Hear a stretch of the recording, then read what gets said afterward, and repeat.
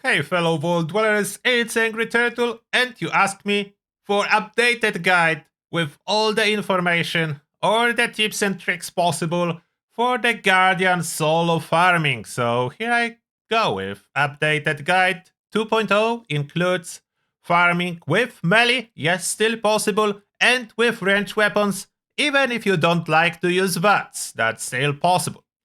And all of it solo. So let's start with basics. Therefore, your armor supposed to be troubleshooters that makes your life so much easier. If you can on top of that add extra endurance, that's great. That's even easier. Whatever health you can toss on top of that, health boosters from endurance, your base endurance, your food that you will eat, it all contributes to this fight being easier and easier. And of course, on top of that, if you are using ranged weapons, any extra damage will be helpful. It's not necessary to have full set of 4-star with extra damage. Of course, it's not necessary. It is helpful, especially if you don't like and you don't want to use VATS. VATS is the power, and it makes every fight easier, including this one. But I just want to show you it's possible. Even if you hate VATS, if you are full health and a ranged build, you will need to use powerful weapons. Let's be honest, you cannot do it with a pipe pistol. So I'm not gonna lie to you. But now, the melee approach. So, the electrified zone around here was extended, so you cannot stand directly on top, but you can use a power armor frame method. So if you place your power armor on top, I like to place it directly on the back. It will place, there it is. I like to place it far on the back so I can do a little bit of damage with auto axe to the shield when the robot is emerging. I'm on the heavy gunner build. I'm not changing the build because all the power comes from auto axe itself that you need if you're going for a melee weapon and melee approach. So all the power comes from auto axe. It is possible to hit its shield, as you can see from this spot. You need to make sure the numbers are white. As long as numbers are white, you are actually hitting the shield and doing damage. As you can see, I did damage. Then I'm switching to the dragon. It doesn't need to be fired. You don't need to fire it.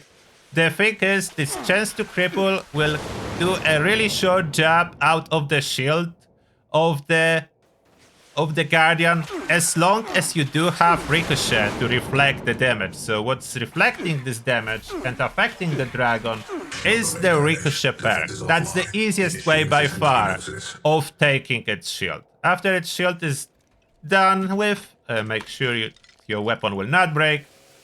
Then it's just as easy as attacking it and melting its health. You don't need to be melee at all. As you can see, I don't have a single melee perk, even though Incisor will make it even faster. But I don't, because I just want to show you it's not a requirement. You don't need it. The power, oh, not this pop-up, now I'm trying to show you. The power comes from combination of Furious and Pounders. If you do not have Pounders, anti-armor would be superior to Furious. If you do have Pounders, Furious comes on top. I have other video explaining that. The second most important, heavy hitters, so power attack damage, that increases your damage the most. Strength is optional, that's the tiny bit of extra damage.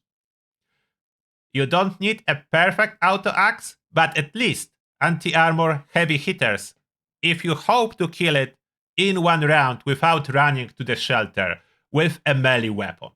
So that's important if you're going for a melee weapon approach.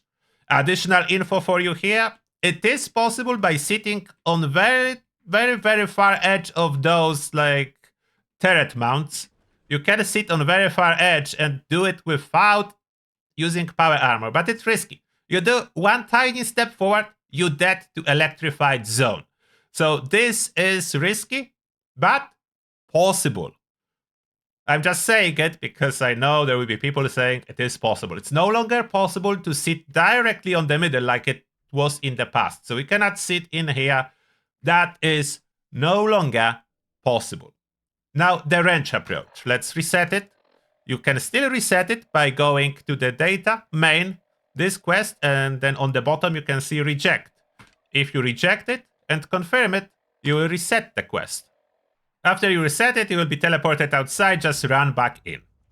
And now for the wrench method. Of course, it's no longer required to place any kind of power armor. Now I hear your suggestions about multi-projectile weapons for breaking those circuits. We'll still break those circuits.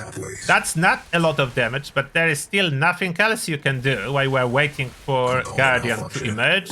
So why not take a free damage? That's a free damage for the Guardian. There we make sure we are standing outside of one of those. We shoot a little bit of a heavy gun before switching to the dragon. So the bullet shield will be activated for a little bit. No, not now. Wrong button. So the bullet shield is in here. That's the bullet shield, reflecting extra damage for 6 seconds. In addition to ricochet, they all can carry the effect. Now you can use troubleshooters Gatling plasma or anti-armor Gatling plasma. Anything you really like, as long as it is a Gatling plasma and fully spec for damage. You have all the heavy gunner perks and all other stuff you can have. I'm using explosive troubleshooters at this moment, but I have anti-armor too. I will show you that as well. Now, when it asks you to take a shelter, make sure you are inside, but after you run inside, continue firing. So that's a wrench method. Unfortunately, you cannot burst it instantly. You need to do that. And then when you see the explosion is coming, start spinning again, as you have like 3 seconds to keep doing damage after the explosion, and then it's immune again. So we're switching to the dragon. You could go and break those circuits again if you want to. It's not mandatory. How is it that I'm not dying? That's the power of Stimpaks and the torso mod. In that case, it's a medic's torso. So the medic pump is applying Stimpak every 5 seconds. Make it so much easier for me. So I don't need to worry about it too much. If you will be returning there now, you can see there is electrified floor. So you need to keep that in mind. It's not an insta-death floor, but it does damage to you. If you will step on this electrified area that is going around the Guardian, it does quite a significant amount of extra damage, so you need to keep that in mind. I pop manual Stimpak as I see the Guardian was really angry and trying to kill me. Surprisingly long time it's taking for its shield to go down now, but it eventually did. Oh, I have another anti-armor, so I could use now anti-armor. Anti-armor does really good too. Anti-armor is my preference in the same time. That's how you say it? Preference? I think that's how you say it. And which bunker is it now? I ran the wrong way, so I wasted some time in here. If your build is high damage, it's okay if you waste some time. You will be still able to succeed. Waiting for the fire to appear. Start spinning again. It breaks, and we do have a little bit of damage before it awakens. And now it did awaken. Should switch back to Dragon. I was a little bit slow with that. But it will just repeat the same thing. I could go and break it. Okay, I will to show you. So there is... You spam Stimpaks if you plan to step on this electrified floor. But we can do the same. So that's just extra damage. You could, if you're struggling with your build damage, this damage from breaking circuits is a fixed amount. It's a percentage value of the Guardian health. Why this one doesn't want... Oh, electrified floor, so it doesn't want to open. Come on, open.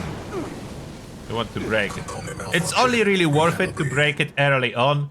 After that, it's not as essential. And we have one shelter left. That's B. So back to... Where's my anti-armor?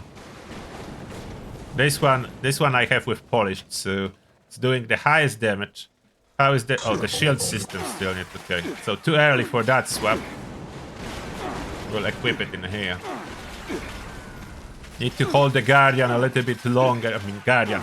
The Dragon in front of the Guardian a little bit longer. And now it's finally triggered. And the armor.